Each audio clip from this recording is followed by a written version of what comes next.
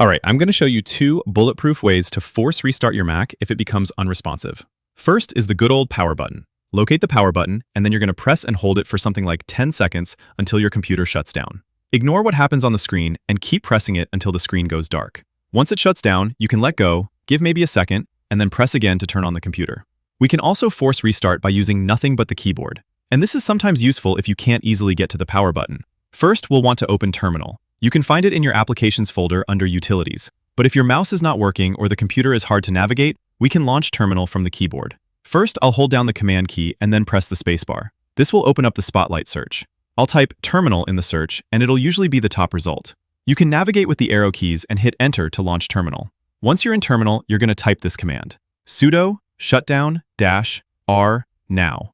Then you'll confirm with your password. And in case you're not familiar with Terminal, it doesn't show the password letters as you type them, so don't worry about that. Just type the full password and hit Enter. Your computer will turn off, and shortly after, it'll automatically restart. And that's how you force restart a Mac. I'll put that command in the description below so you can check it from there. Click the like button if this helped, and subscribe for more easy guides like this.